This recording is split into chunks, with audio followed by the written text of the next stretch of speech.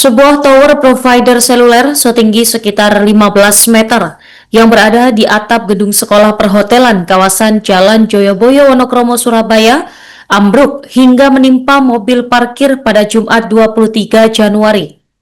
Pantauan dari surya.co.id di lokasi sekitar pukul 13.30 waktu Indonesia Barat. Kondisi tiang berwarna abu-abu tua itu tampak ambruk ke sisi selatan atau tepat depan gedung utama sekolah perhotelan. Selengkapnya pemirsa, kami telah terhubung dengan jurnalis harian Surya, rekan Luhur Pambudi. Silakan laporan Anda. Oke, baik Nurma. Jadi ambruknya tiang provider seluler setinggi sekitar 15 meter yang berada di atap gedung sekolah perhotelan kawasan Jalan Joyoboyo, Kecamatan Wonokromo, Kota Surabaya pada Jumat siang kemarin diduga karena diterpa angin kencang. Jadi posisi ambrukan dari tiang tersebut atau tower tersebut menjorok atau jatuh ke halaman sisi selatan bangunan gedung hingga mengenai kanopi penutup atap kecil yang menutupi area parkir mobil, dan kanopi tersebut remuk kemudian mengenai atap dari atau roof dari sebuah mobil jenis EPV yang terparkir di area halaman tersebut. Mobil tersebut merupakan mobil operasional dari sekolah perhotelan yang ada di lokasi tersebut.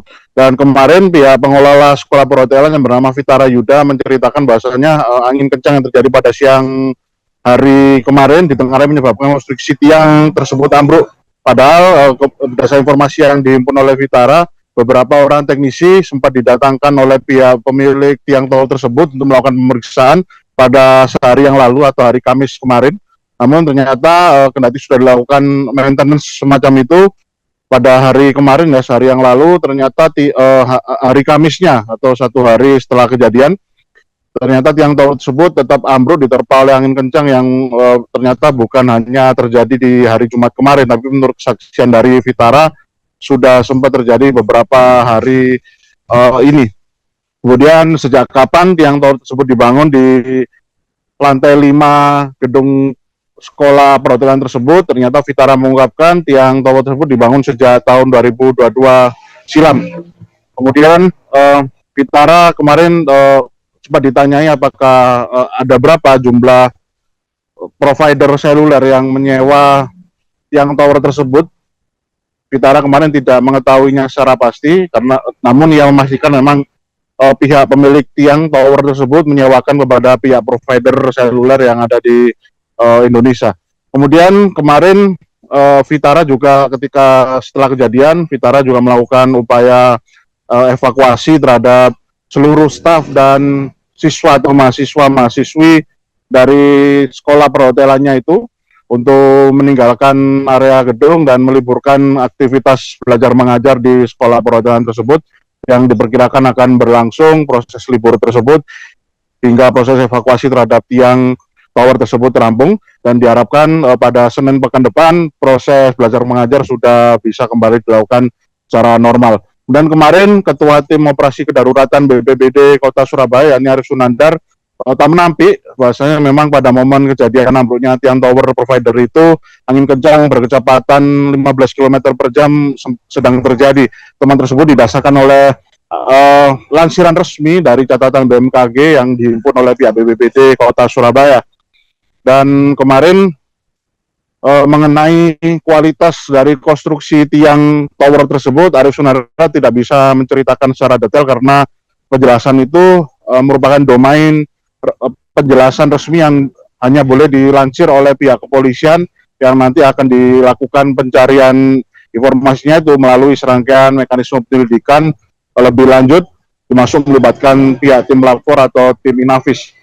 Kemudian namun kemarin pihak BPBD Kota Surabaya menceritakan pihaknya juga sudah melibatkan berbagai macam instansi terkait yang berwenang untuk meninjau atau melihat adanya tiang tower provider seluler yang ada di Kota Surabaya, terutama dalam konteks kasuistik ambruknya tiang tower provider tersebut, yang pihak Pemkot Surabaya melakukan upaya pendataan, pengecekan yang dilakukan oleh pihak dinas terkait dari Pemkot Surabaya untuk memeriksa apakah memang ada kesalahan atau kerusakan yang bersifat sistematis, sehingga perlu dilakukan upaya audit teknis untuk kualitas kekuatan dari tower tersebut.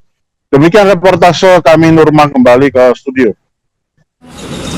Provider ya, yang provider itu jatuh kurang lebih sekitar jam 12:30. Jadi setelah Jumatan itu kita pulang Jumatan, kita baru tahu, ya toh, agaknya kena angin. Karena angin di Surabaya ini lagi kencang-kencangnya ya. Jadi ya mungkin jadi salah satu dampaknya dari angin kencang itu. Kalau kemarin-kemarin angin kencang juga, hanya saja kan mereka masih kokoh, masih kuat. Tapi kalau setiap kali terus diterpa dengan angin kencang, akhirnya kan lemah juga, seperti itu. Terus ini tadi robo ini nimpa apa, Pak? Kanopi sih, yang tertimpa kanopi. Jadi tapi dampaknya kan pada gedung, sehingga pembelajaran ini kan sekolah perhotelan SAS ya, Surabaya Hotel School ini. Jadi dampaknya pada pembelajaran siswa kita liburkan dulu, seperti itu. Tadi sekitar pukul 12.50 kami melalui 112 dapat informasi ada tower ambruk di Jalan Joyoboyo, tepatnya nomor 10, di atas atap ya, di atas atap atau di rooftop SAS Surabaya Hotel School, asal Surabaya Hotel School yang ada di Joyoboyo. Jadi 12.57 personel kami sudah di lokasi untuk lakukan assessment. Ternyata betul ya, ada kurang lebih tinggi dari tower yang adalah 15 meter yang ada di rooftop. Kemudian tinggi bangunan sendiri sekitar 10 meter. Jadi kalau kita hitung dari bawah sampai ke paling atas adalah 25 meter ketinggian dari tower ini. Tower ini jatuh ke halaman, kemudian menimpa satu kendaraan mobil operasional milik SAS. Alhamdulillah mobilnya juga setelah kita evakuasi masih bisa kita selamatkan dan korban jiwa nihil. Lanjut kita lakukan evakuasi seluruh penghuninya dan semuanya selamat. Kita evakuasi, kita amankan di lokasinya. Download Tribun X sekarang, menghadirkan lokal menjadi Indonesia.